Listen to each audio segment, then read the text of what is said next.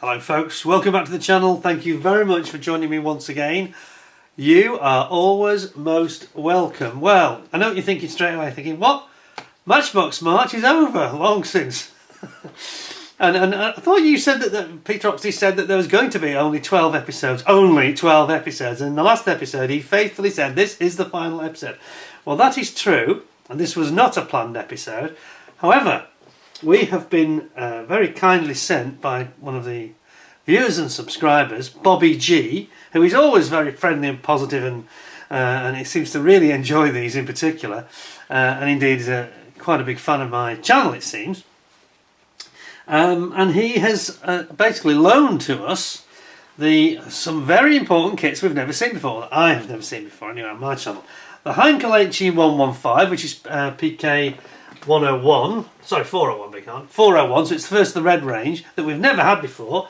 The Swordfish, which I never had and I've never actually had in my hands before, and the orange range, and the Walrus. So they're kind of seaplanes, alright. The Swordfish is not actually landing on the sea, but it's a naval aircraft torpedo bomber string bag. And the Walrus, and these are really really glaring omissions. I mean, there's lots of other kits I haven't got, but these are the ones that are perhaps the most important. So, very grateful to him. He subsequently, he basically sent these off very quickly, and I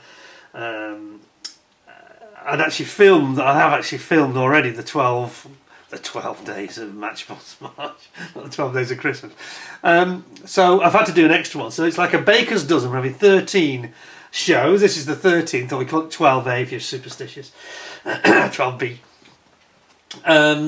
But also, Bobby, I must just say a big thanks and a shout out to him, because he's actually written me an email just arrived since the day after I got these, and has said how much he enjoys the channel. It's a really nice email, I've got to say, really nice email, and saying how much he enjoys the channel and how he finds it quite sort of uplifting and very enjoyable. And so he said, you've made me laugh, you've made me cry, and I thought, oh, am I that bad? And then he explained that he was talking about the Sharky Ward tribute after Sharky passed away, which is fair comment. It made me cry as well, as you all know, because I was starting to blub on camera, unfortunately. But yeah, he's very kindly said, look, I'm so grateful, I so enjoy your channel, I get such value from it, and it doesn't cost us anything. I'm very cheap, aren't I? I'm cheap. It's what my wife said. You are cheap. But he said, please keep the Heinkel. He wants the Walrus back because it's in a very good condition. The Swordfish isn't in A1 condition, but that's in decent condition. Keep the Swordfish as well. Now, saying to me, would you like to keep a Matchbox kit, to be honest, is a bit like saying to an alcoholic, do you fancy a drink? There might be a bit of an overlap with those two things, but anyway, not only on the water today, it's alright. But yeah, I mean, I'm very grateful to him. And I think, like I said in one of the other episodes, it is a fact that if you do hand me one of these Matchbox kits, it's kind of not gone forever, you know, sold on for a few quid. Psst, want a Matchbox kit, governor, you know. It's not like that, as you know. I really keep them, pretty much all of them. I'll certainly be keeping the ones he's given me here. And you already know that I've shown other people have generously given me Matchbox kits in the past, under no obligation to do so, of course, and they keep coming back. I keep, like Lewis Fredrickson with his Stranraer, keep showing him, you know, and the Wellesley that we had I think more than one person sent me a Wellesley. I think, was it Steve Keffer, Steve's Vintage Model Bills, and the gentleman in Ireland, I've got his name, he knows who he is. So I've had at least 2 versions of the Wellesley sent me. And they get, you know, you get to see them again. Matchbox March comes around, they come out, you know, like Dracula coming out of the coffin or whatever. They come out again into the daylight for a brief spell in the sun, don't they? So they're not gone forever, you know. You are. It's almost like I'm a museum, really. That's my way of trying to get you to donate, which was not the intention, but it's very nice of him to do that. I am very grateful. So I couldn't just not give him anything in return, so I'll be giving him some, one or possibly 2 kits, I don't know, depends on the size, but I'll certainly send you something back in return. So if you're watching, Bobby, you'll certainly get a kit. You won't go, the Walrus won't go home alone. You won't be empty-handed, and thank you very much. So let's get straight into it. Now, the other thing about today's show that I thought, as I've got to do another show now, It's no toil, is it? It's no hardship for me to do a Matchbox March extra show. But I thought I'd include the two genres, if you like, that I didn't include. We had a ship, we didn't have any cars, and we didn't have any figures. And I'm not going to dwell on them because I've shown them before. But we're going to have a quick look at the figures. So I'm going to start with the figures and the cars, then we're going to get into the really interesting stuff, these three that Bobby sent us. Which I say are, if you like your seaplanes, you're going to love it. So, without further ado, I'm not going to give a load of history and all the other stuff today because we've had all that really, and my thoughts on Matchbox and why they're so special. We've had all that, so we're going to keep it fairly tight today. So, I'm going to start with a quick look at the British infantry, zoom you in, and let you have a look at these, and then we'll just get these out of the way, and then we'll get into the meat of these nice kits that Bobby sent. And we've got our British infantry. These are dated, what is the date on these? 1983. They're actually a little bit later. They did first come out about 78, I think these first came out. And they would have had a window box as well, because I remember you used to be able to see them all on the sprue inside. But they're very nice, these figures are. 1/76th, of course, so they go with perfectly with your Matchbox armour range. Let's have a little nosy then, see what we got. See if I can really get them all out. Some are on the sprue, I think, maybe one or two off. Oh no, they're all pretty much on the sprue, so let's have a look at that then. Now then, check this out. Got a chap here with a Sten gun. Top row, we've got a load of soldiers with a Sten gun. Yeah. The second row, they've got Bren gun.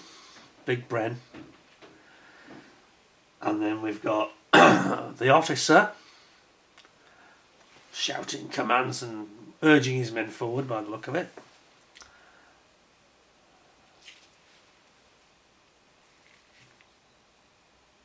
And then we've got the ammunition loader for the guy with the, I think it's for the guy with the Vickers machine. We'll see that later, I think. They're a little bit flashy, aren't they? These are a bit like, it's a bit like the material that's, it's like a polyurethane. It's a bit like the Trax material. And you can just see they have this halo of flash, which I've got to be honest, they didn't have on the first run. So I think that they, probably because of the type of material it is, I think if they don't keep the tool absolutely perfect, absolutely polished clean, I think that it starts to fur up a bit. I think it's the nature of the rubberized plastic that they've got here. But there you've got a guy, there's a mortar as well, mortar loader. Officer with it looks like Sean Connery in A Bridge Too Far. Is it my imagination? It does, doesn't it? It looks like Sean Connery in A Bridge Too Far. What was that, Major General Urquhart, wasn't it? Looks like him to me. There is your mortar, complete with its base plate. And then you've got the bipod part of the mortar. So that's one sprue. I think the other sprue is different. Yes, it is. So on the other sprue, we've got the Vickers machine gunner. And as I say, you saw the chap who was the loader lying sort of prone. You've got the guy with the Lee Enfield rifle, doing a bit of sniping. You've got officer here. Is he an MP? Or no, he's not. Looks like Montgomery, actually, if I'm honest. Looks like Field Marshal Montgomery a bit, doesn't it? You've got these chaps charging with the bayonet.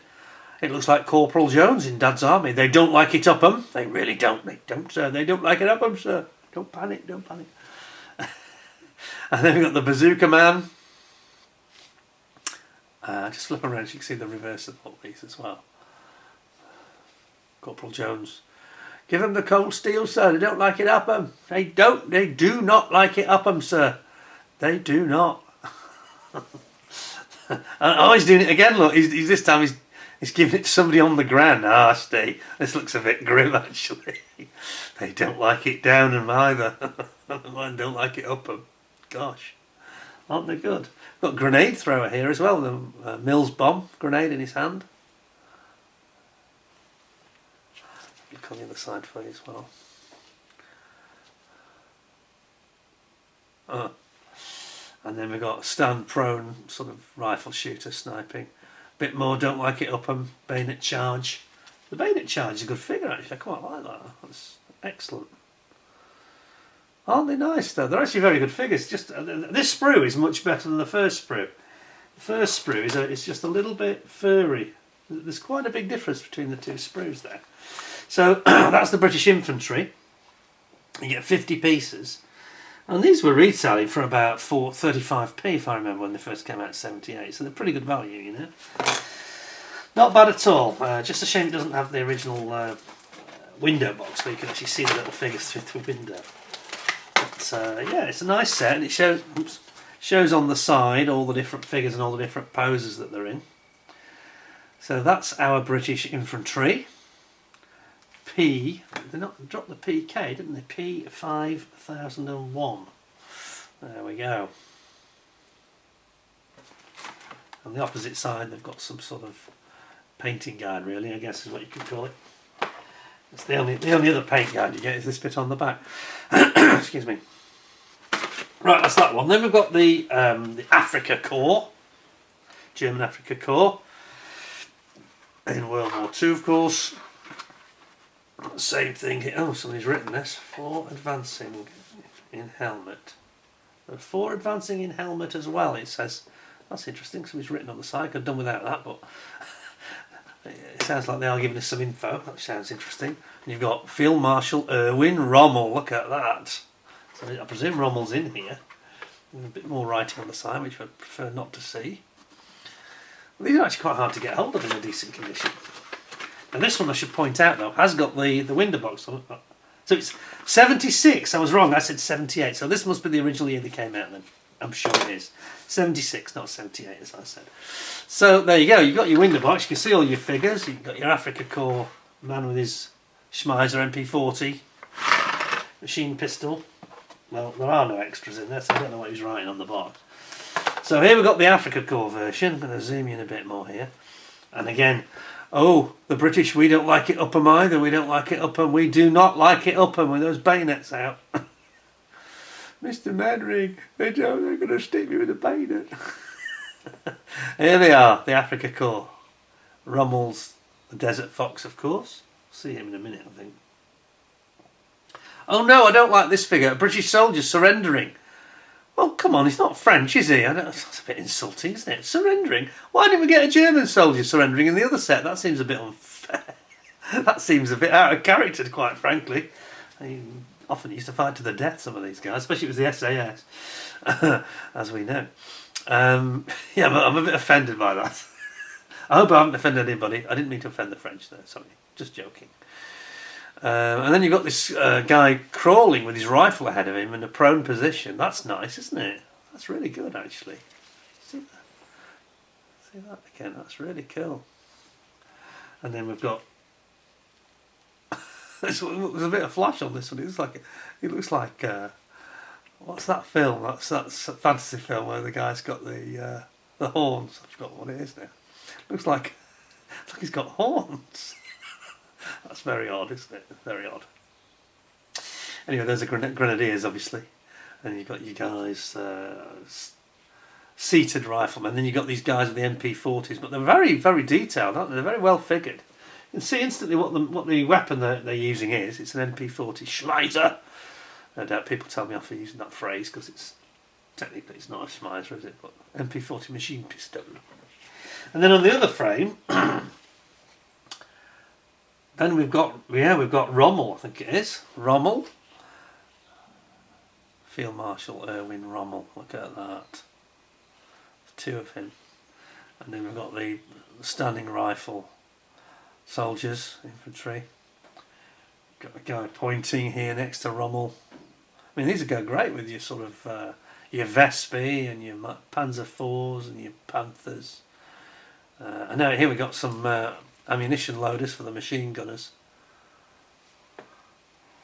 And you've got what looks like MP34, I think it's supposed to be here. Which is fairly detailed again, isn't it? Check that out. You've got loader for a mortar. Oh yeah, I missed that, sorry. The mortar. I was so upset, getting upset by the surrendering British, which I thought was a bit out of character, to be honest. There's a mortar there, see that? So that's our mortar with the base plate. So, sorry, going back to this spread. So I'm jumping around a bit because they haven't put them together, strangely. So there's your mortar loader and then your machine gunners with the MP34s. And then you've got these guys, turn around, got these guys sort of sneaking up. They're like skulking, these guys, aren't they, with their MP40s? They're like they're skulking up. You've got the German equivalent of Corporal Jones with their bayonets out, very nasty. And you've got the mortar loader again there. And this guy is urging his men forward. And you've got prone guys with rifles and prone guys with the ammunition for the machine gunners. Aren't they nice, those figures, actually? Aren't they nice? Now, again, we seem to have more flash on one sprue than on the other. But that seems to be... Maybe they just need to keep those, or needed to, in the past tense. Needed to keep the tool a bit cleaner, because I think it's quite critical when you're using this kind of material for tracks and figures. Don't really know why they felt the need to have such a soft material. Perhaps it was just cheaper or easier to produce them that way. Really.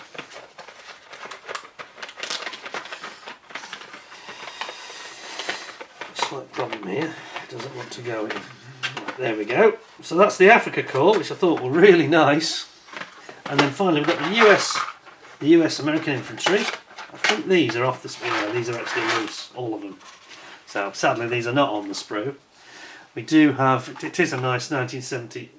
Now interestingly it says 75 on this one.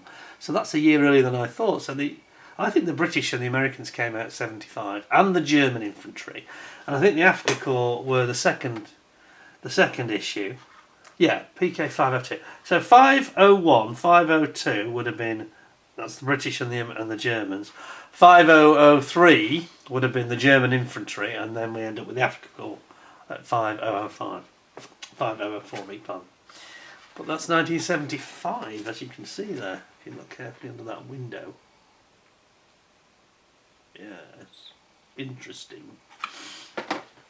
This is going to be trickier now. So actually, I better stay zoomed in for this. So this is, we've got our mortar. We've got still got on the sprue the mortar and the bipod for the mortar. But these guys are. This is going to be actually very difficult to show you. These guys are kind of all off the sprue. I'm not sure how this has been painted in lots. One's been painted in almost German colours, like German field blue, that isn't it? That's not right. But we've got a flamethrower guy here. That's quite cool.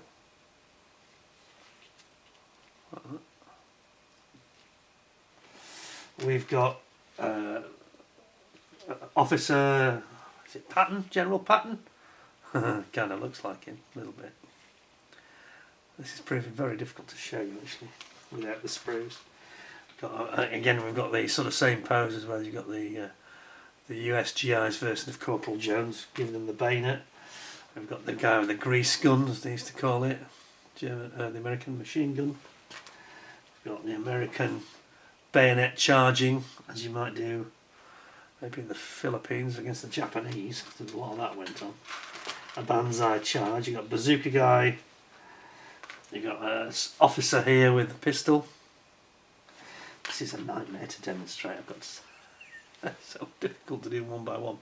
Machine gunner with a 50 cal Browning. And you've got Mr. Bazooka Man. And then you've got the same figures basically, just the American version of the same figures. So I think we'll call it a day that, because it's very challenging to show those when they are individual items. So that's your figures. Now, important thing to remember that I don't have, unfortunately, I keep looking out for a decent set of the figures in 32nd scale, because those were really nice actually.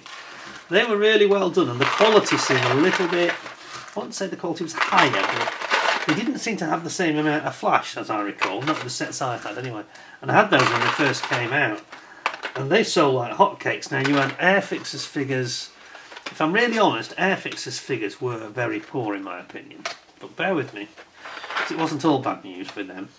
But they're actual figures that you bought that were a similar material, and they were very poorly moulded, I thought, and very, very flashy and horrible. But then they brought out something at the other end of the spectrum of quality, which were these multi-pose sets, and they did British Army, they did the Africa Corps, and these were where you actually built the figure up, and they had separate helmets, separate heads, arms were separate, different weapons, and you could pose their arms in different positions. They were really good, and they were very popular. And it was a challenge, because it was a different, obviously figures are always a bit of a challenge, but it's just a different discipline, and something we weren't used to, making up a man from all these parts and all these different weapons and things they might be carrying, and the ability to have their heads turned in different directions and their arms in different positions. Those multi-pose sets from Airfix were very good. Yeah, the completed moulded figures were not great, but anyway, we're going to have just a quick look at these two cars because we have seen them in before. I think I'm gonna look at the Bugatti because I think that's the one that people really like. But just a quick look at this. I'm not going to get this one out actually today, but the MG TC, the twin cam sports car from the 1940s, I think it was. I mean, I was not such a huge fan of these, only because, I mean, this is a nice example I've got here. The only reason I wasn't a big fan of them is that they took this appealing to children a little bit too far on these, I thought, because they have this metallised, chromed plastic for the engines and things, and it's a bit silly. So that kind of put me off. So I was never a big fan. I'll show you what I mean. Let's have a look at this Bugatti and I'll give you a proper in-depth look at this one, and you'll see what I'm talking about, I think, here. Now, they also did motorbikes, and people rave about them, saying how nice they are. Now, I wasn't into motorbikes, so I didn't really ever buy any of those. But the colour plastic here really works in its favour on the Bugatti, I must say, because they have this lovely. Can I not? It's got quite a decent box, this, I've got to say. They're good ones. But it's just this metallised stuff that really put me off, I think, and made it look a bit. It became annoying and challenging to actually build them. So here we go. So here's your Bugatti Blue, which is actually perfectly suited to this, isn't it? And it's very well moulded. You know, you've got all the important stuff going on here. The sort of little ducktail it has at the back. That's where my thumb is. Mud guards, and yeah, I think on the Formula 1 cars, I should probably have got the Surtees Formula 1 car or the Porsche 917. That would probably have suited me well, but I never actually got round to any of the cars, would you believe? Bit of an omission by me, you might say. Got rubber tyres, very much of their era, but not so bad, you know. Actually quite decent, you know. For what year was this? 75. 1975, yeah. Got that. And then we have got the bit that I really hate, and this is, I'm afraid, and you can even see it's black underneath, can't you? It's been metallised on the top. That's where it's just kind of rubbed off. Yeah, it doesn't quite do it for me, all this metallisation. However, the engine wouldn't be all silver like that anyway. It wouldn't be all the same colour, do you know what I mean? Works okay on the disc brakes, I suppose, and it works for the wheels, of course. And the exhaust system here down the side. It doesn't work for some of the parts, but not so good for others. Obviously the radiator it works. But on the engine, for me, that's a bit silly, and it's got the whole instrument panel is all chromed as well. Well, you won't be able to see where you're going with the reflections that would give you. Can you imagine driving with a chrome instrument panel, you know, crashing at the first corner, you'd be blinded. And then there's just this small sprit where we've got all the black parts, which is fine. And those are nice. And again, here there is absolutely no flash here. Really nicely done. So that's good. There are some decals, but they're rolled up. Look, they've gone past their best, I'm afraid. I think it's just like a number on the side of the 14. But I'll show the instruction book on this one. So it's nice in blue. This is the blue range of cars, and it says the last of the vintage classic racing cars. Sorry, let's go back for this one. I'll tell you a story. There we go. Last of the classic vintage racing cars. The Bugatti was first produced in 1933 and went on in 1934 and 1935 to win many international Grand Prix racing events. The 3.3 litre car lapped the famous Brooklyn circuit at 138 miles an hour. Rather you than me. And at San Sebastian, a speed of 168 mile an hour was recorded in the 1937 race. This model, driven by Vimeel, lapped the 12-mile road circuit at Monthorry for 162 miles at over 92 miles an hour average. To establish a new record, he won a prize of 400,000 francs. So 400,000 francs, that's like 40 grand. Basically, be worth more today, of course. So I call it sort of a couple of hundred grand in real terms with inflation today. I'm talking pounds, of course. So what's that? Call it 150,000 euros, something like that. That's a good prize, isn't it? And this feat record is still believed to stand today. What the prize? Don't get that bit. Unless it means the 92 mile an hour average speed. Okay. Nobody'd be crazy enough, would they? Eventually, Mercedes-Benz and Auto Union, with their new breed of car, marked the end of the era for Bugatti.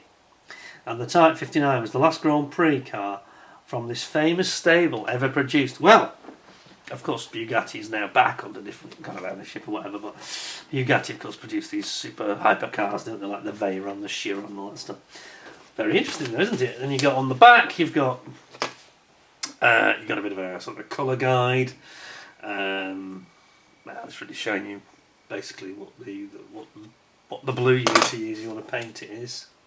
Exterior colour of the car, owned by Sir Ralph Millais, and the positions of the decals to be used in the kit. There we go. So then we've got a small parts colour guide. They've done this differently. I quite like the different approach. You've got things like the starter handle, I think it is on the side, and you got all sorts of various bits like I think that's the exhaust and anti-roll bars, and you've got some suspension going on there. And then all your small parts like your radiator. So, you know, your radiator is chrome, but they want you to paint it black. It just proves how daft it is, really, doesn't it? The centre bit is black, and the outer bit is chrome. You're going to find it interesting painting over that chrome, I can tell you. Anyway, big steering wheel. You've got leaf springs, and you've got a wooden chassis up the side. Lots of small parts, of course. And then inside we've got building up your radiator and your engine. Then you've got your front scuttle and your sort of dashboard bulkhead, and then you've got the rear floor going in and the side chassis rails. Engine comes in here, dropping in here your radiator and your body, and then here you've got the front headlights being put together. You got your steering and your suspension, such as it is. Starter handle going on the side there.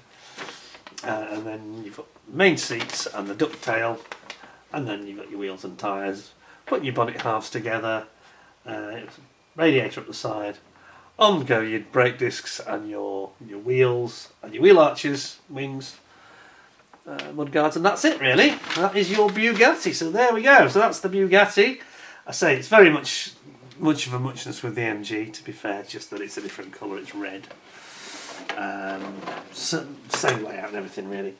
So we'll put that away. At least I just sort of wanted to tick a box there and cover it. There is a tiny little clear part sprue for this, for the headlamp lenses, and also if you look carefully, it has this little vestigial windscreen. See that? There, in the middle of the image as you looked at it. It's a bit too close, aren't I? Let's try and get it in. There we go. There we are. Vestigial windscreen there. Just to keep the flies out of your teeth, really. And that's about all it does, to be honest. Anyway, there you go. That's the Bugatti. So, you know, it's good that Matchbox had this variety. And, yeah, I mean, with attention, you could make it quite nice. I think in some respects these are a bit more challenging because it's this chrome you're a bit obsessed by, you know. It does mean you have to do a bit of work to make it look realistic, I think. Which is kind of a pain, being completely honest.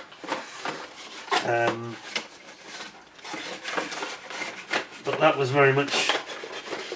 That wasn't just Matchbox that were doing that. There's a lot of kit manufacturers with cars. Even Tamiya were doing it, to be honest. Right, now let's get to the meat and potatoes of this show and the real reason we're doing it, which is thanks to Bobby G and his wonderful kits. I'm going to do his Walrus first to get that out of the way because he wants that back, so I'll handle that with extra care. And then he's donated the other two to me, which is incredibly generous of him. I'm very grateful indeed, and I will look after them, and you'll see them again, don't worry. So it won't be the end for them, so let's just pop those to the side with my cards over there. And we will have a look at his Walrus, which I say I've got to return to him, so I've got to take great care with this one. And here we are, the Walrus. That's one kit I don't think I've reviewed before. And it says, one of the two Walrus amphibian aircraft carried by the Town-class cruiser HMS Sheffield, landing in Hong Kong harbour in 1938. Gosh, Hong Kong, eh? So on the side we've got the three we've seen before, Helldiver, Jaguar and the Beaufighter. This is one of the early series, it's PK105, one of the first issues of the Orange range. And over on this side we get to see what it should look like when it is completed. Not sure why they've gone for yellow, seems an odd choice, but anyway, they've got some white and black I think in there. Then we have got the Royal Navy HMS Sheffield as mentioned on the cover art. By the way, this one is it Roy Huxley? I don't think it is. I think it might be Doug Post. I'm not quite certain. Because we're in the Doug Post era here. I've got a feeling it might be Doug Post. Not sure. I can check if I look in the book. And this is 1973, so this is the very first run of the Orange range. And then you've got number 283 RAF Squadron, Italy, 1944 as the option. So let's take a careful dig in here, careful as I can. Let's see what we've got. Looking forward to this because it's nice to see ones I haven't done before, you know. And I say, sorry if I've caused confusion by having an extra show here, but it was necessary for sure. Now we've got them in a bag, which is extremely sensible. It also stops a lot of rubbing and problems like that. It's a Ziploc bag. It's a proper Ziploc bag. This is posh. I'm not used to this. Hey, check it out. Now, problem is, can I get it out safely? These Ziploc bags are all good and fine, but they often have a bit of restriction on the size of the aperture, which is slightly worrying me here. I have to twist and turn it definitely. The Ziploc may not quite be big enough. Okay, so we've got our ubiquitous Matchbox stand, the usual thing. It's the medium one, of course, because it's the Orange range. I'll pop that there. Got a couple of clear parts off the sprue. Lovely orange instruction book, as it should be. We've got a white, which is kind of a creamy sprue. Oh, Dayglow yellow. Oh, this is like the Red Arrow has fallen nat, isn't it? The yellow. And some dark grey. Well, colours are good apart from the yellow. I mean, it's a nice colour, but it just seems a bit out of place here. Anyway, let's have a look. We've got some decals, which actually look in fairly good condition. Let's have a look at those. They look quite decent, don't they? Not bad at all, I'd say. Not the horrible yellowy brown yucky mess that they often are. These ones look pretty new. They wouldn't look much different to that back in the day, to be honest. So that's very good. So we'll put that with its paper over there. So let's have a little read before I get into the plastic about the Walrus. See if I can educate you and me, because I don't know much about them. It says, in 1929, the Royal Australian Air Force drew up a specification for a boat-hulled amphibian aircraft. Excuse me. After a considerable delay, the prototype machine, then known as Seagull, flew in June 1933. And after successful trials, 24 of them were ordered. In May 1935, the Royal Navy placed an order for 12 aircraft known as Walrus, or Walrus 1. But increased numbers were ordered and as the effectiveness of the machine became obvious. Royal Navy Walrus performed a number of duties, including anti-submarine patrols in the RAF machines. In the RAF, machines were used for air and sea rescue operations with great success, and the aircraft were affectionately known as shagbats. not sure what that's referring to, but anyway, that's what it says. I'm not making it up. It's got two times three, two lots of three Vickers or Lewis guns. Okay. On the back we've got our traditional small parts paint guide. And we've got usual things. It's the gear, painting the pilot, the seat, Lewis gun, strengthening, one of the strengthening bars, the floats, the wheel. There's a wheel option, I think. You've got the engine there, and of course you've got your propeller and some of the interior of the fuselage. And then you've got the paint guide there. So we'll go through this fairly quickly. Let's have a look at this then. So the Walrus, something new, one I've never seen before. So we've got two options. So you've got one. So you've got a gunner at the front. Yeah, so it's got a gunner at the front. It's got a gunner at the back, or halfway down, and then you've got the pilot in the middle. And then here we've got like a centre section that you build up for the centre wing. You've got your engine, because it's single engine, isn't it? I'm right to say that's how I discussed this. Big engine. What is the engine? Bristol Pegasus. Okay, yeah, it's quite a powerful engine. Bristol Pegasus engine in the middle. It's got a 4-blade. It's like twin 2-blade props basically to make a 4-blade. After they couldn't afford one that was all in one piece. How odd. Then you've got like an air intake on the front of the propeller. It's a pusher prop, of course, which is one of the things that makes it quite effective. It makes it more streamlined and a bit more efficient. So you've got your supports that hold up the cross beams that hold up the engine. Like an intake there. Then you've got these almost ME-109 style support struts under the tailplane. Then you're going to bring all this together and put in your Lewis gun and your engine and your support paraphernalia for the wing, the top wing. And then we've got building up your wings, top wings and bottom wings, pull them all together, completely your cabane struts between the two, and then finally we've got our floats and our undercarriage going on there as well. Undercarriage, does the undercarriage actually remain? Oh yeah, it actually retracts. So it does actually retract. You can have it down, or as here, you can have it up in the wing. So it's got retracting undercarriage as well. That's quite cool, isn't it? Interesting aircraft. Almost thought it looked, good-looking plane there, the Walrus. Very interesting indeed. So let's have a look at the plastic now. This shocking yellow plastic. It's not as shocking as that Dayglow orange we encountered. So somebody made a funny comment in the comments as well. 2 funny comments from 2 different people. When we had that panther, that very strange panther, which was Dayglow orange for the wheels and the diorama base, or the other sprue on the same version had this sort of flesh pink for the main body of the tank, And somebody said it's a pink panther.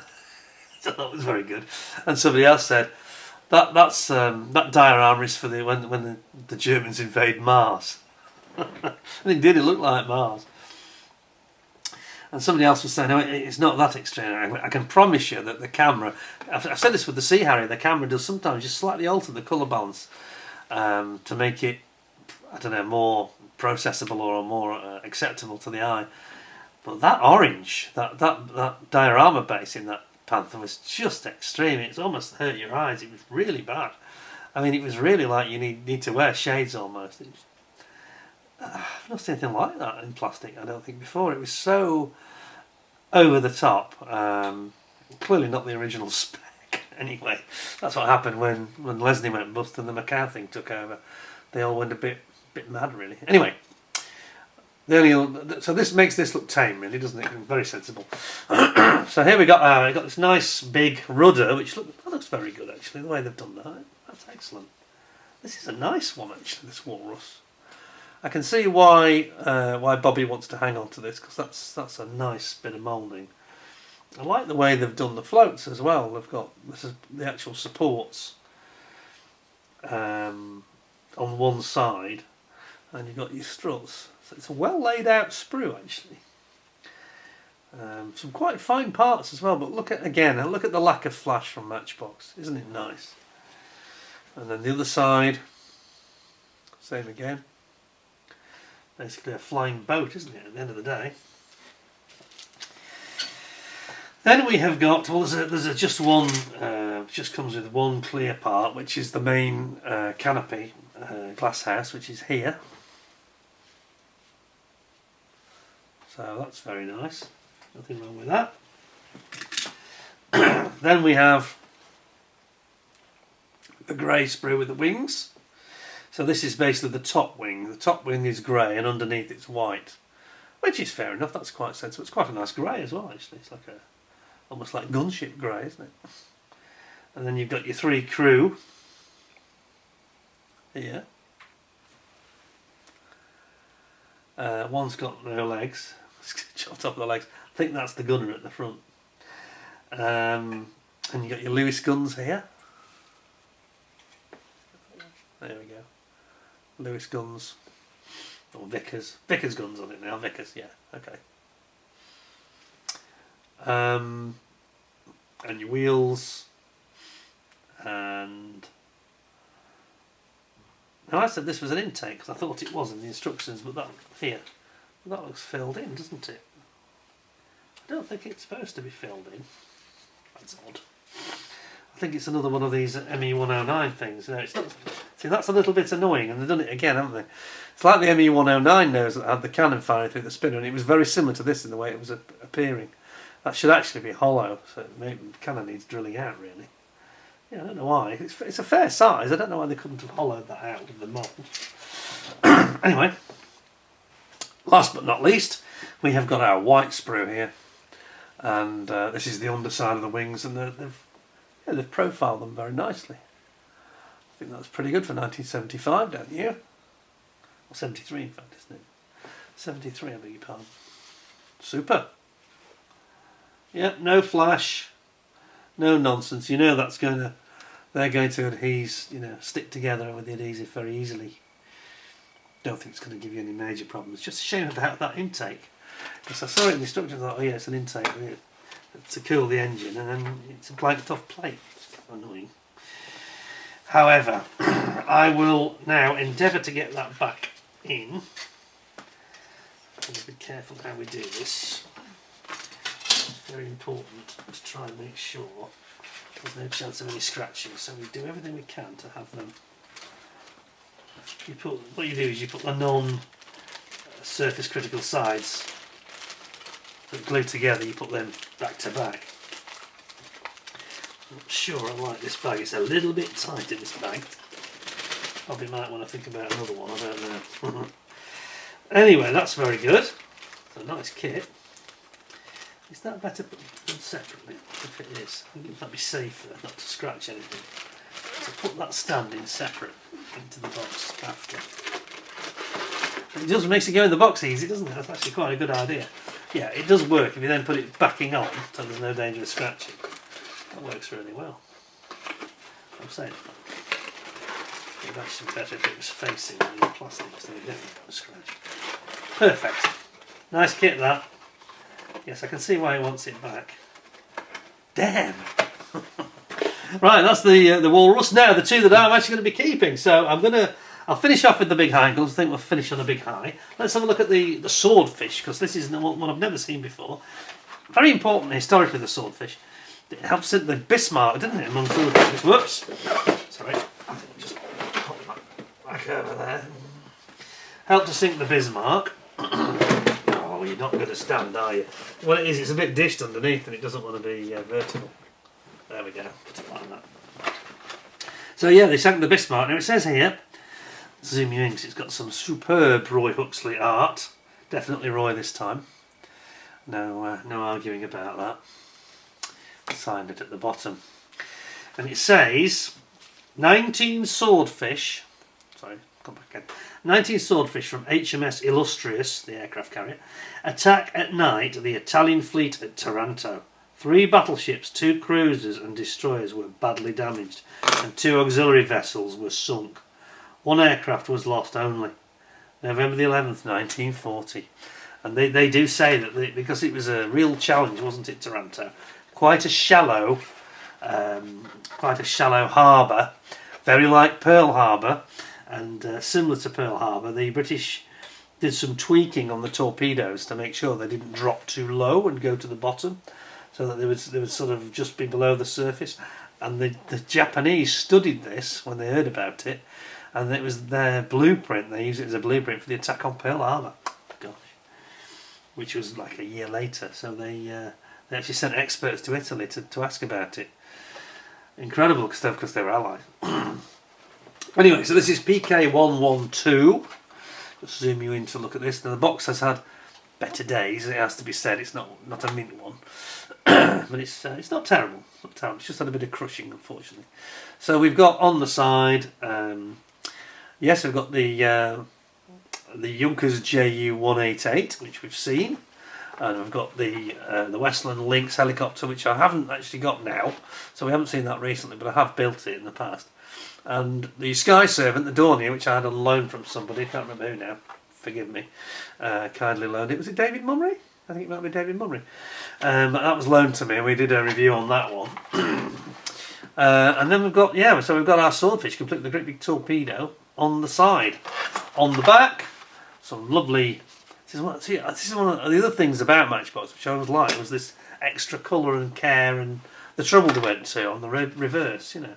HMS Eagle, based 824 Squadron, flown off HMS Illustrious for the Taranto attack. Look at that, it's a big old bird, isn't it? And then underneath, Swordfish, Coastal Command, 1945. I mean, they were very slow, obviously.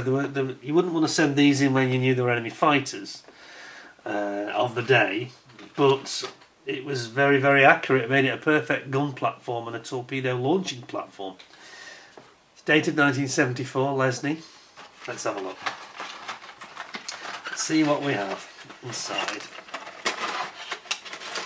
We've got trouble with our flaps, because this is one thing about this design. I thought the quality of their boxes was actually very good, but I do not like the design, and of course we know that Revell carried that on.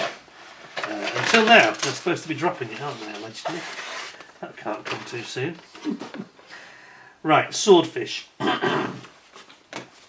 Swordfish, let's have a look at this. Now then, beautiful. Top speed, 138 miles an hour. Ouch! See what I mean about you don't want that. You don't want that in the vicinity of any enemy fighters that are 3 times the speed, probably. Yeah, but against naval, you know, the attacking naval ships like the Bismarck, you've got enough of them, you know, and they can fly quite low over the water. Quite a difficult target to hit and spot till it's too late. And this is what happened, of course.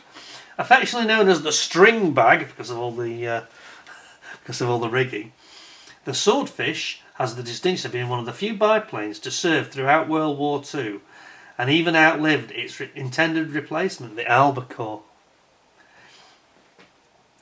First produced as a private venture, the TSR-1, Tactical Strike Reconnaissance. What? Really? TSR-1 suffered from an unfortunate accident and was modified and reappeared in 1934 as TSR-11 with a more powerful Pegasus engine. Pegasus again, yeah? Good engines. The Swordfish entered service in 1936 and 13 squadrons were operational by September 1939, a total of 26 squadrons actively using the machine. Many memorable operations were undertaken by Swordfish, including the attack on Taranto in 1940 and the attack on Scharnhorst, Gneisenau and Prince Eugen in the English Channel in 1942. Now this was the Channel Dash, wasn't it? But unfortunately they sent a load of FW-190s to protect those ships, and a lot of these guys died actually. I think 2/3, 3/4 of them got shot down trying to take out the German Navy. Been better if they just had the battleships waiting for them, but anyway. However, in 1942 it also played a part in the sinking of the Bismarck. The Swordfish was to serve with credit in many parts of the world, and the last machine served on the 18th of August 1944. A total of 2,392 being built. It's quite a lot of them, isn't it? Gosh. I suppose they're fairly easy to build. You know, there's fairly probably churn them out quite quickly. On the back we have got zoom, zoom, zoom. The zoom's getting very sluggish. I think it's the remote control's getting a bit worn out. I'll have to replace that soon. So we've got the little small parts paint guide, usual things: wheels, pilot, internal components, and the internal cockpit sides. The front ring, bell ring around the engine cowling, the propeller and spinner, engine, Lewis gun I think it is, and the exhaust, and then the gunner at the back, because we have a rear gunner, don't we? So let's have a look then. The Swordfish, the string bag, not seen this before. I can imagine some more advanced modelers, more advanced than me, would do a load of rigging on this. Goodness, I just dread to think of it, especially at this scale. Ooh. Anyway, bringing your pilot in and your gunner behind, bringing them together into the two halves of the fuselage, popping in your engine and the cowling ring around the front, and then you've got your Lewis gun, I think it is, or maybe a Vickers. Yeah, it's probably a Vickers actually. Vickers gun at the back, and then you've got the support struts going in and the engine going on the front. Then here we've got our tailplane and vertical tail rudder, complete with these support struts underneath. Then we've got the big cabane struts that go between the two wings, upper and lower wing, and then you've got your upper wing coming together here at the centre section, and then finally we get our torpedo. We get the upper wing coming down onto the struts and joining in. You get these very beefy undercarriage legs because it's a fixed undercarriage, and you also got an option here for Mark III version with ASV Mark X radar, emit parts number 40, 41, 42 and 43. But you get the rail of rockets as well to add on. How about that? That's cool. Rocket rail. It's got a arrestor hook, of course. I missed that. That's really nice, actually. I like it. Excellent, excellent. So, let's have a look at the parts then. And now they're right, well up to the standard, these are. Well up to the usual Matchbox standard. Let me just pick that for a second. Here we go. So we've got some nice stretch skin effect on the wings, upper and lower. You've got your torpedo. That looks like the same one that's in the Beaufighter. It must have been a standard British torpedo. You've got your engine motor cylinders. Very nice. Wheels and tyres. Let's say there's the Vickers gun there. It's got a drum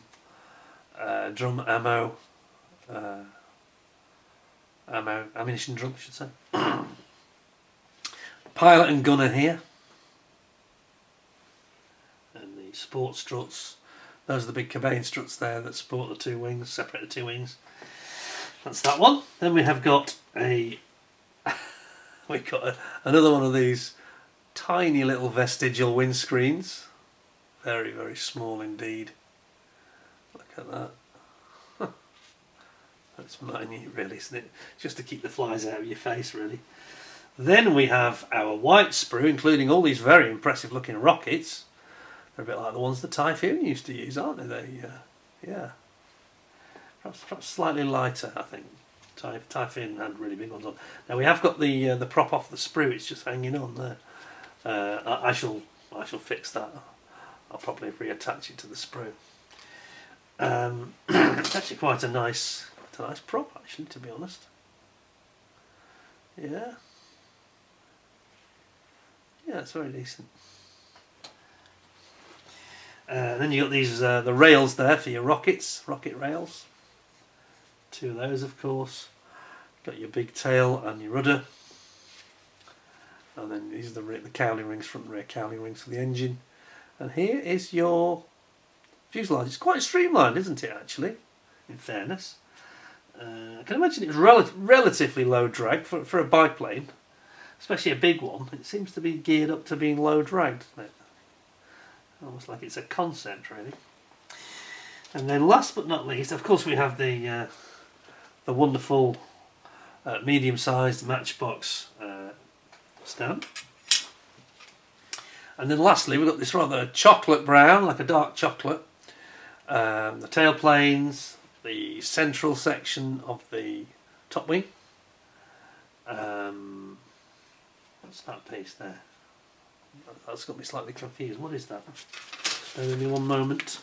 Get back into the instructions because I missed something here. What is it? Oh, it's that radar. Sorry, yes. It's that. I was thinking it's a bulge like a radar. It's something I didn't register. So this is actually the radar option that has the radar. So it carries radar and rockets. Interesting. Very interesting.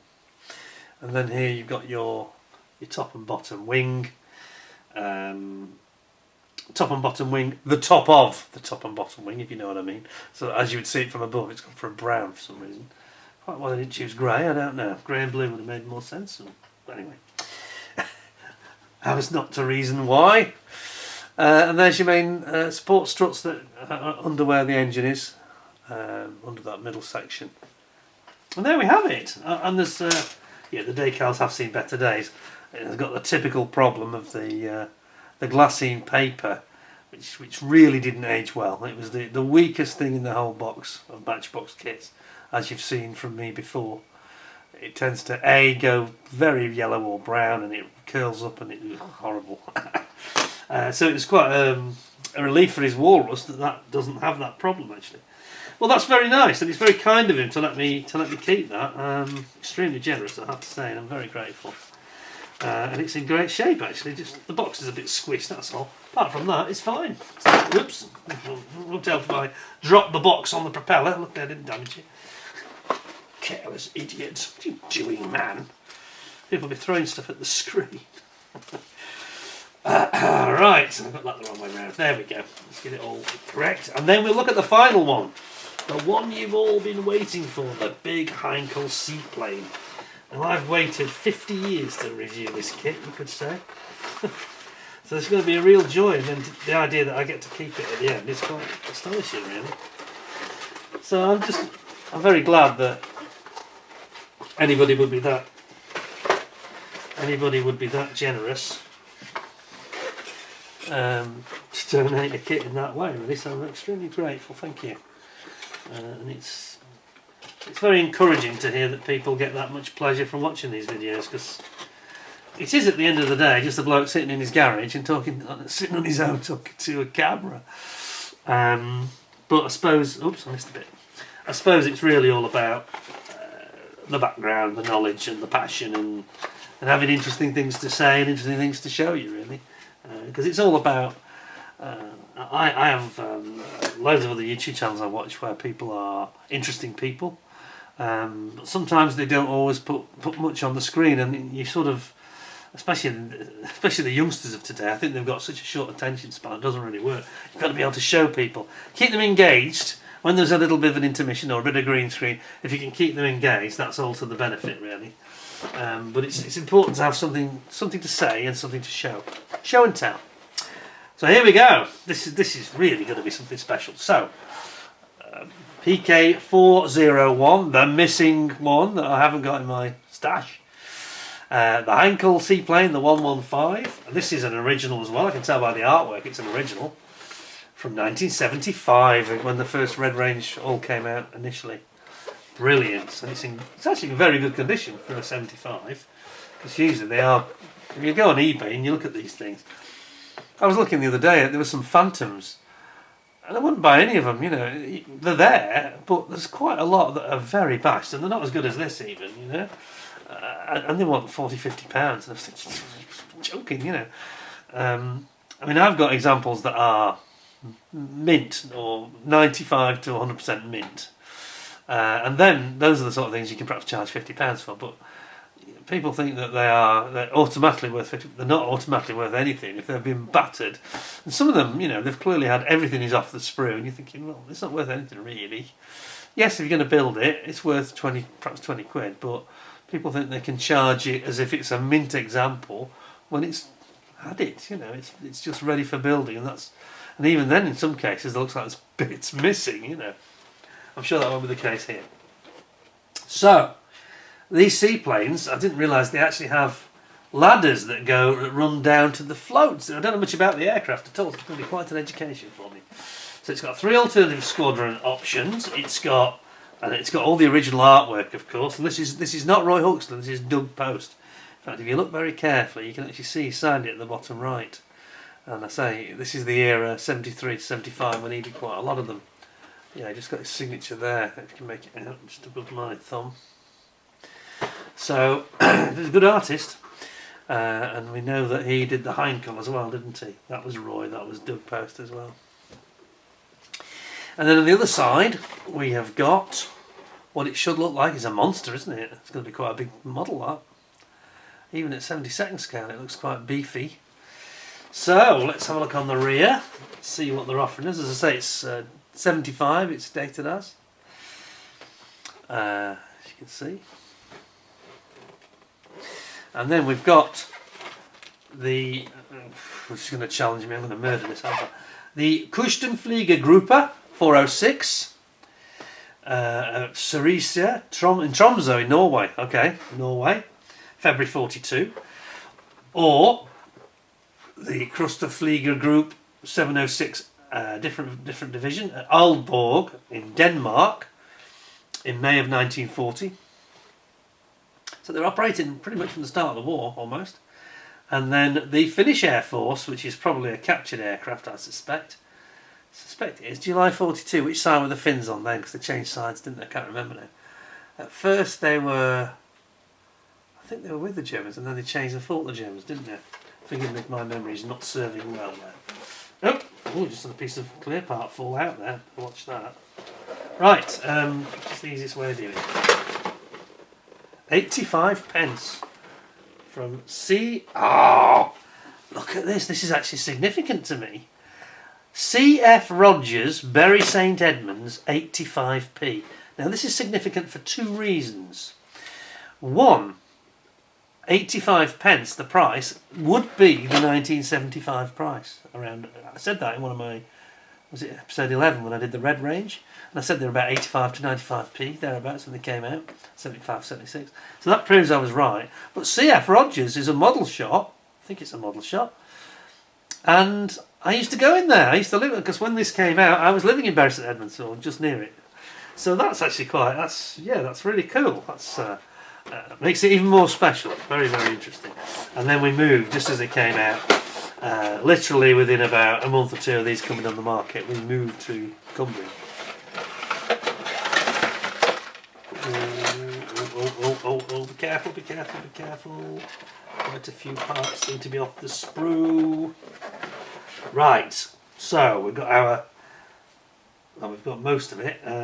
Yes, just missing the ball bit socket on the top there. So we've got our ubiquitous Matchbox stand here, and this one is the big one, of course, because it's the red range. It's the large version, which is good. Lesney and Company, of course, written on the side. Then we've got some clear parts. We've got a propeller has dropped off there. Be careful of that. Got our beautiful red range, proper, genuine, original red. If it's not red, then it's a later reprint, basically. I don't mean it's a fake. I just mean it's not the original tranche. Then we've got some rather iffy look. 1975. Well, they are 50 years old. We can't moan, can we? Really?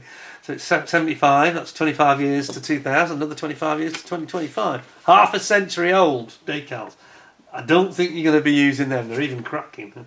Yeah, they're not in great shape, though. Then we have got our... that's a bit... we'll be careful here. Got to be careful here. Now, would you just indulge me for a moment? Because I think I need to do some repair work. And I think what I'll do is I'll just repair this for a second and come back to it as the last one to look at. Because if I'm careful, I reckon I can do a running repair as we are on live TV. What do you reckon? I think this can be done if I'm extremely careful.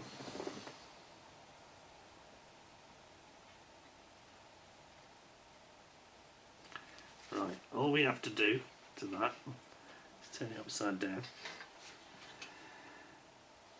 That's it. Just a little bit more. It's not the first time I've done this.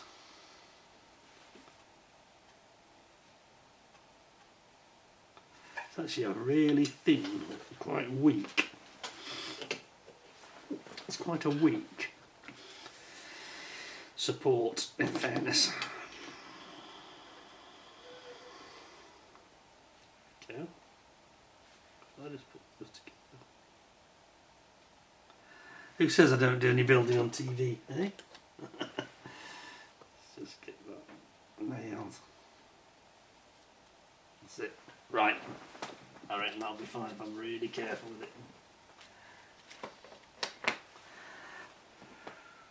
Right, so what we're going to do then, be gentle now.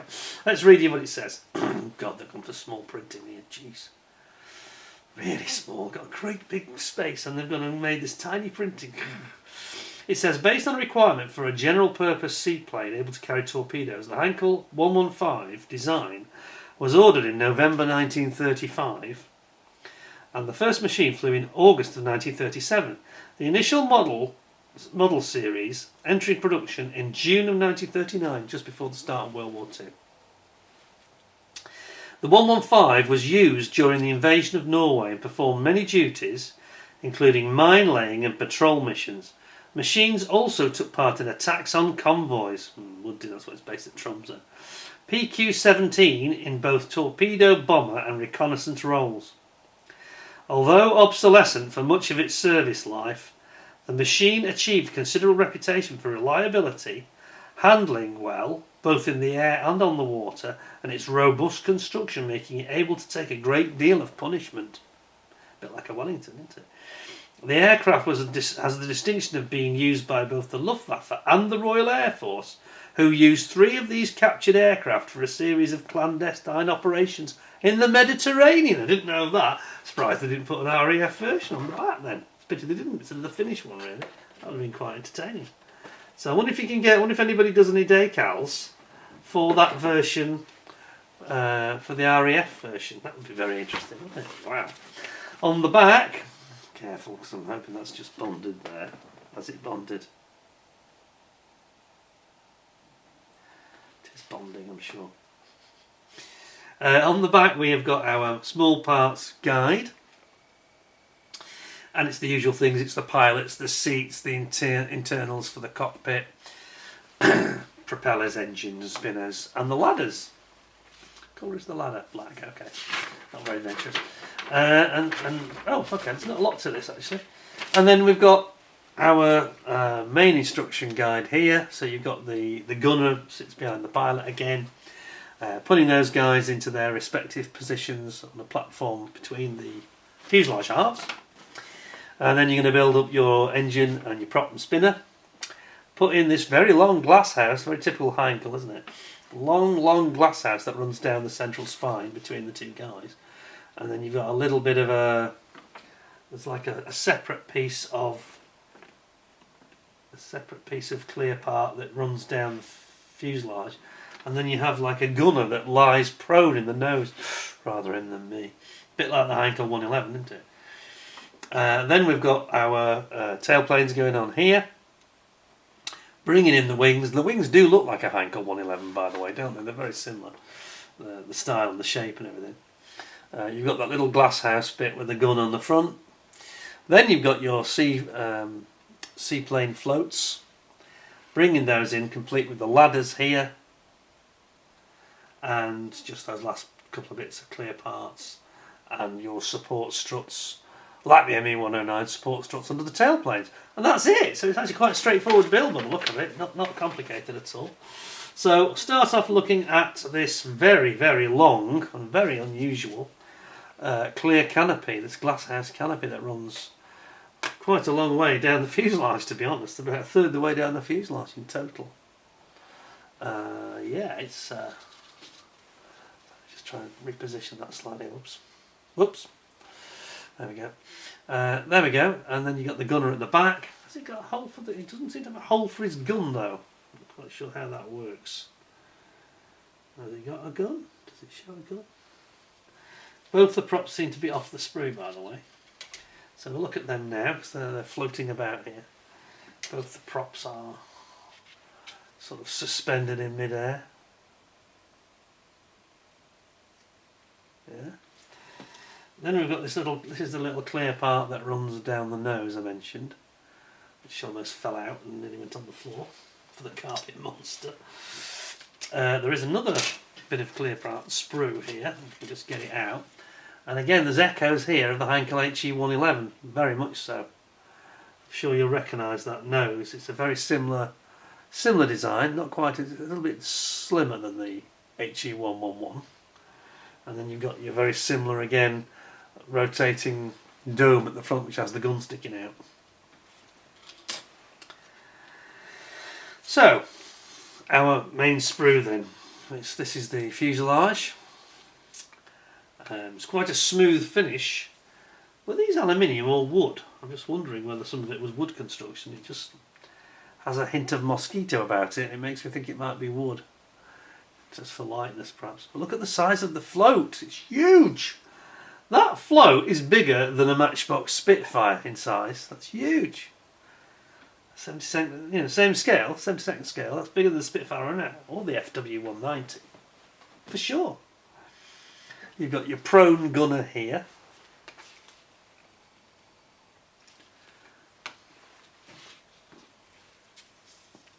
It looks like he's sort of prone gunner, and also perhaps he's like a observer bomb aimer. And then on the other side you've got the fuselage again. Not a lot of detail, is there? It's quite simple. Has it got bomb bay doors? It seems to have a bomb bay door, doesn't it, here? Interesting.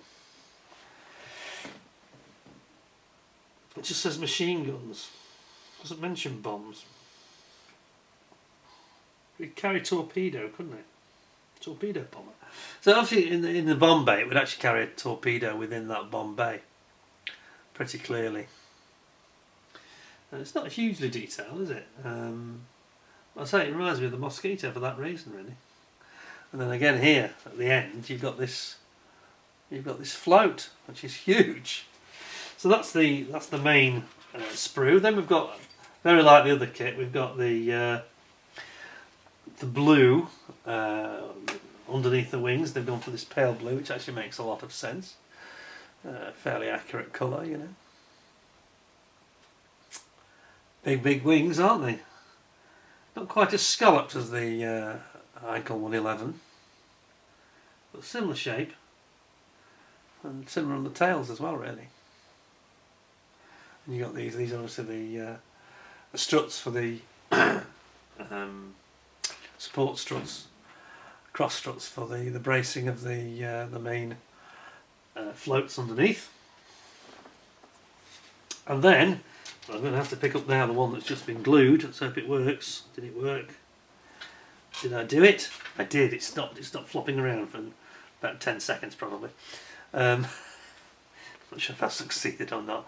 So these are now the top wings, because they're a different colour, and it's this sort of an olive green. And then you've got your ladders there.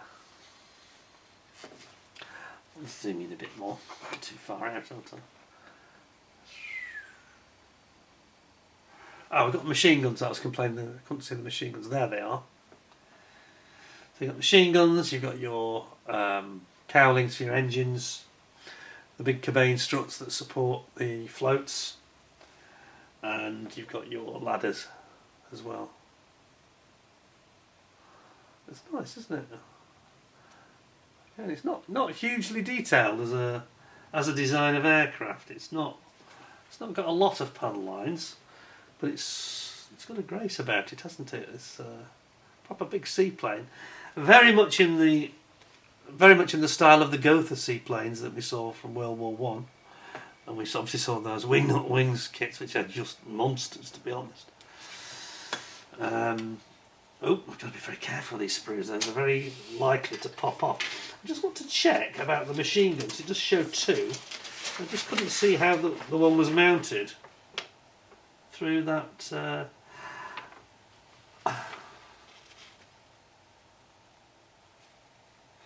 Oh, I've misunderstood something. I understand now. I thought, wrongly, I've misunderstood here completely. I've missed the point. So I thought that here we have, this is the back where there should be the machine gun. But I'm wrong. That's actually because that's obviously the front. Well, I'm wrong. That's not the front. That's the back. This is the front of the aircraft, and the machine gun comes through that hole there. So all is explained now. Now I'm happy with that. It all makes perfect sense. Well, what I will do is I will perform some more remedial work on this kit. And it's not untypical that the first thing to drop off, same with the Wellington, that's another nightmare kit where the props almost always pop off. So if you've got one that's got the props popped off, don't be too upset because it's very common. It's the weak point in the kit really. So I shall perform some remedial work to get those propellers back on the sprue, I think. But what a lovely model, isn't it nice? It's going to be quite big, you know, it's going to be sort of this big, isn't it? Not small, quite a beast. A very interesting kit indeed. And very nice that I've had that donated, which is extremely generous. So I shall pop that back in there. What I'll do, I'll leave all these parts that I leave, so I'm going to leave them out for now. And we'll deal with that later, I think. So that's the Heinkel seaplane. That's the first in the Red Range, the very first one that came out. What a lovely kit, and thank you very much to Bobby G. Really appreciate that. Tremendously generous of you to hand that over to the Matchbox Museum. I'm going to start calling it. Sounds less greedy if I ask for people's kits. The official Matchbox Museum. Somebody said the other day, Steve131, he said, how did he put it? He said, because I've been saying I was a Matchbox, I was an ambassador for the brand, and he said, Mr. Ambassador, you're spoiling us with these kits. And then he had a picture of like a sweet chocolate, you know. And I was thinking, oh yes, he thinks I'm the ambassador for Matchbox. And then I realised it was a pun, wasn't it, on the Ferrero Rocher chocolate advert, where the attractive, scantily clad, very graceful-looking woman is complimenting her party host. Anyway, so that brought me down to earth. Anyway, there you go. So that is it. That really is the last episode of Matchbox March for this year. Doesn't mean I might not pop up with another odd one for some reason later on if it becomes germane.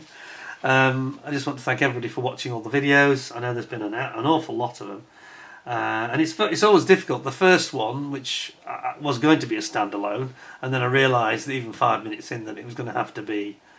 It was not going to be a standalone in the end, and the first one got, I think, where are we now, about 7,500, 8,000 views or something. It got a lot of views for what it is, and of course the more you do, people may think that you're trying to milk it or whatever. It's not the case. I just didn't want to sort of do a bit of it and then not bother with the rest, and I think a lot of you that are die-hard Matchbox fans are lapping it up and enjoying it probably as much, if not more, than I have. So there we go. I'm going to get Bobby his Walrus back, obviously. I shall get these others put into the Lost Ark.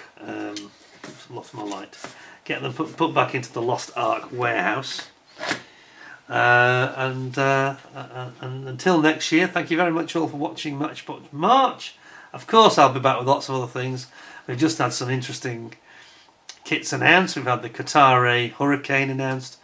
That looks absolutely brilliant. I'm going to really enjoy getting my hands on that, and I think I might actually build it, because I've always wanted to build a real quality Hurricane, and I've just not been terribly impressed by the ones that are on the market, to be honest.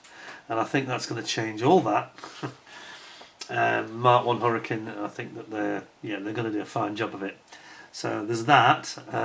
That's coming through later in the year, I think. Later in the year, I didn't actually see a date. Later in the year or early next year. It just made me question though with that choice they made there. I think it's an excellent choice, ideal, but I still want to sort of say to Richard Alexander, so why did you come up with this K4? Is it the BF109? You should have done the BF109E, because then you'd have a proper Battle of Britain set, and everybody would want to have them all, you know. And I have got no great enthusiasm for that new K4 Messerschmitt at all, really. It'll be a fine kit. Please don't misunderstand. It'll be excellent quality, but I just, it's one of those a bit like some of the Airfix choices, as I mentioned before, in the past. Not this year, though, because they've come up with the Jaguar. So hats off to Airfix and the Stalwart. Mentioning those two kits, they will be out very shortly. We're going to see that Jaguar in the next 2 weeks, I think. 2 to 3 weeks, I think. In fact, by the time you see this, it might be, who knows, it might even be out already. It could be very imminent. But anyway, some great stuff coming through in the near future. So please stay tuned. Don't forget to check in on some of the interesting ICM kits that come through as well. And I will hopefully be back in the not too distant future. But I think I need a bit of a holiday. I'm thinking I might be having a bit of a break actually, between Easter and possibly the end of May. So I may be taking about a month off. I do want to do other things, and I want to focus on this model making of the Mosquito, and I think I could do with a little bit of time off, to be honest, a little bit of a break, because this has been very intense. I think I've filmed something like 15 hours on screen, 15 hours of Matchbox March. And the actual time to produce that and to edit and to prepare it, upload it. I think it was the last one, the episode 12, which was supposed to be the final episode. I think it took me something like 5.5 hours to upload. And you have to nursemaid it as well. That's probably partly to do with my local broadband provider, I suspect, but yeah, they can't be helping because it shouldn't take that long really. But YouTube's upload is not easy. It's not easy, and those of you that don't have a channel won't appreciate it. There is more work goes on behind the scenes than you ever see on screen, much more. So, just so you know. So when people come forward and, like Bobby's done here, and express his appreciation, that is very, very welcome, and I'm really very grateful to you all. I'm very grateful to you all for subscribing, all for watching, and all for commenting. And I love the live chat, so please keep that coming. Anyway, that's it from me. That's the end of Matchbox March. I'll be back, though. I'll be back, of course, like Arnie. But until next time, thank you very much for joining me. Take care of yourselves. Stay well. Stay safe. Thanks a lot. And goodbye for now.